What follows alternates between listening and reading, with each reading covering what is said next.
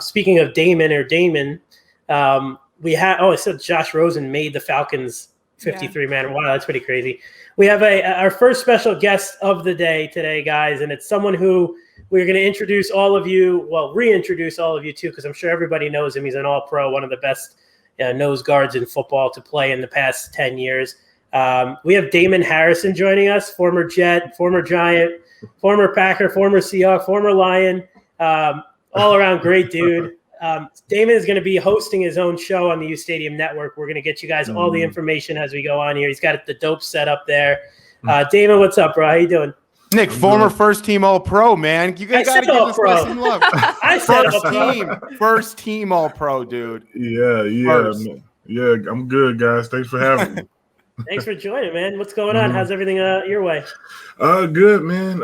Just trying to get the kids situated. It's nap time here in Harrison. Nap time for Nick, too. Yeah. Tell me about it. So it's an interesting day to have you on, obviously, not just because you're local from the area, which is so impacted by this hurricane. And again, this is what it's all about today, guys. You can go on the link tree down below. You can donate to the Hurricane Relief Fund. 100% of the proceeds going there. Auction items up, really cool stuff.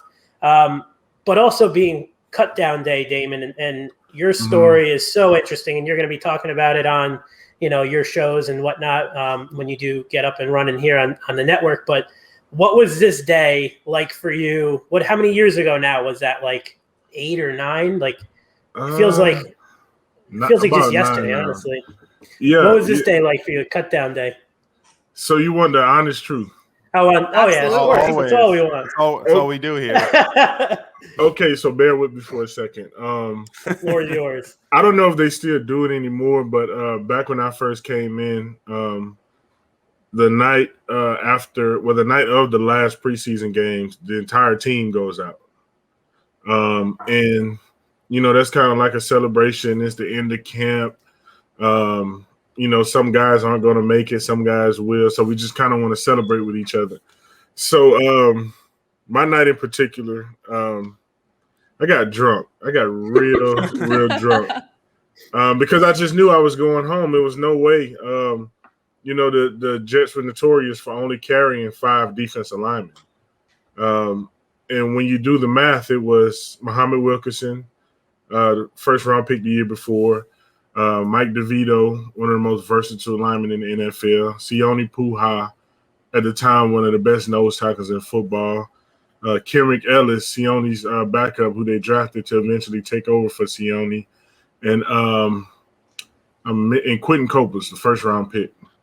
So that team could drink right there, that's for sure. Yeah, that's the 5. And then they had MTV, Martin Tevaseu, who was off and on between practice squad and the main roster, and they had Jay Richardson, Marcus Dixon. They had their lineup set, so I just knew I was going home. So wow. I got drunk and I missed the bus to go to the facility because they came take all the rookies earlier than the veterans, and that's where you normally turn your playbook in and do all of that. So the bus came at about 7 a.m. I didn't wake up until about 8:20.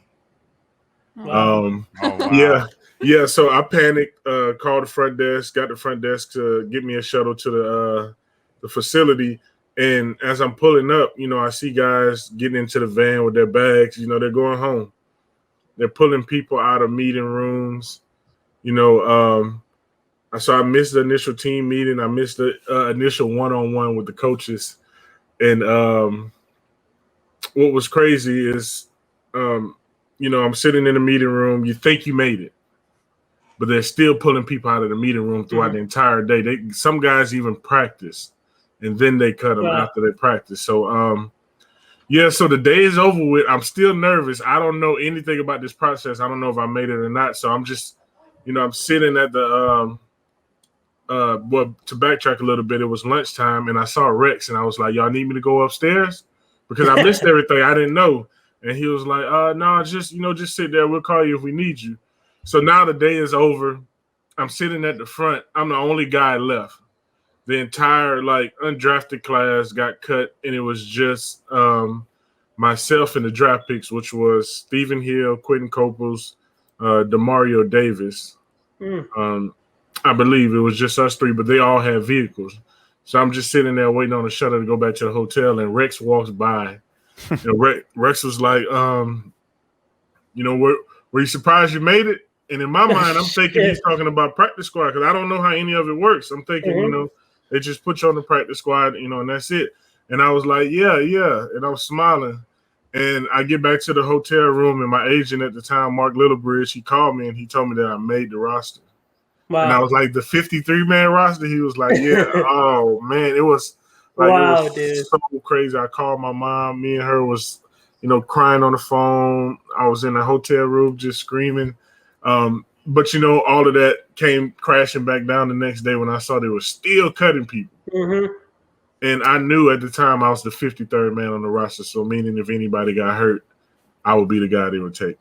Yeah, that's what a lot of people don't realize too. And, more teams cut, more guys than others. Like the top teams, they're, when you're talking about like the bottom of the waiver claims, those guys are usually, they have those rosters set, but it's such a flexible kind of like moving parts for the teams that are early in the waiver because they can cut guys tomorrow, because they're claiming guys. Someone gets cut from the Jaguars and they want to claim them. They got to cut somebody else off to 53. So like you said, if you're the 53rd man on the roster, it's awesome. You made the initial 53, but you're still like anxious about the next day. You could be, let go again. But I mean, that's a wild story, man. Because like you said, that's such a deep D line that they had. And, for someone like you to come in, that was, small school, undrafted. It was pretty wild.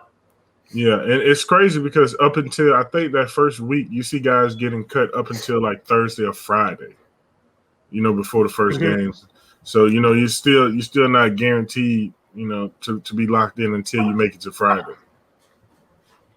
Yeah, Damon, I'm sure people are familiar with how awesome of a defensive tackle you are. I mean, just going through your numbers and your PFF rankings throughout the years, you were at the top in terms of tackles for a defensive tackle / nose guard. PFF had you ranked, I think, 1 as a run defender for, I think, 3 years in a row.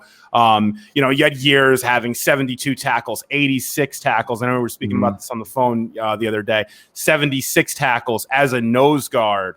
And I played nose guard back in my heyday. But having that many tackles as a nose guard is insane. I mean, in high school, if I had 3 tackles in a game, I was happy as a nose guard because you're getting double teamed. And we spoke about this, and it's super interesting. How did you manage to rack up that many freaking tackles as a nose guard? Like, I just don't understand it. I cannot fathom it still. Well, first and foremost, man, I've been blessed to play with some really, really good defensive ends who set the edge. Calvin Pace was a notorious edge setter. Muhammad could turn the ball back to you in a minute, and all I had to do, was do my job and refuse to be blocked. If I did that, and I ran to the ball, I knew I had an opportunity to, make some tackles. And also I played with some pretty damn good defensive tackles as well. So, like the Jonathan Hankins, Sheldon Richardson, young Leonard Williams, Ashawn Robinson, Deshaun Hand. All I had to do was just do my job. And, it came pretty easy. And I had the mentality which we got from Carl Dunbar, by the way, who in my opinion is probably the best defensive line coach in football. We had a thing on our wall that said it's not a sin to get blocked. It's a sin to stay blocked. And we practice getting off blocks every single day, to the point to where you're just tired of it. But it helped us in games. That's why we were always, able to have great run defenses.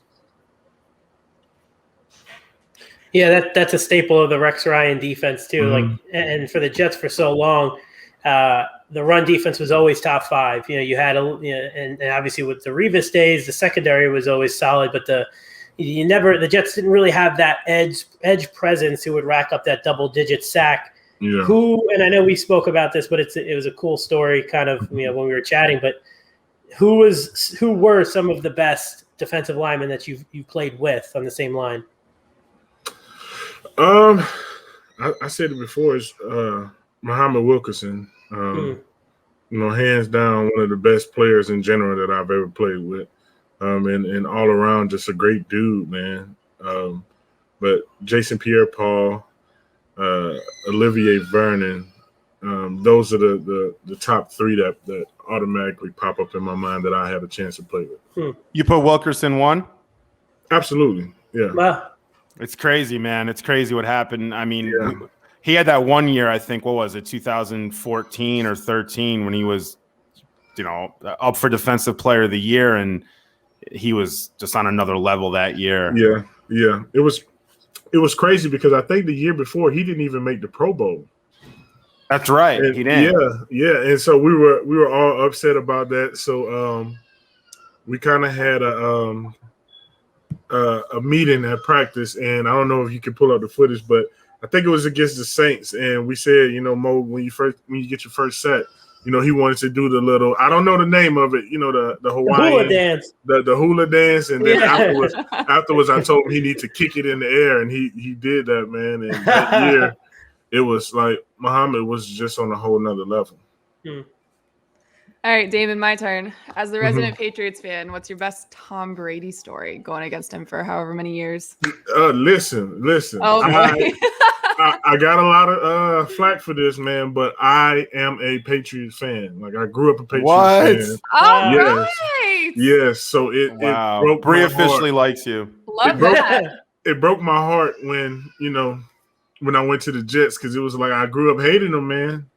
And now I'm a Jet, and it was, I can't remember the exact day, but I think it was my second game, playing. First of all, we're at Gillette Stadium, so I was just like, it was a night game. I didn't know what was going on, man. Like, I saw Randy Moss on the sideline. Not Randy Moss. Who was it? I think Steve Young, I believe. Oh, wow. Yeah, but I saw just a bunch of people on the sideline, and I was just like starstruck, man. That was my first night game. It was crazy. So I'm thinking I'm not playing. So a guy get hurt, they throw me in the game, and as we're lining down there in the huddle, and I'm just staring at Tom because I'm a fanboy.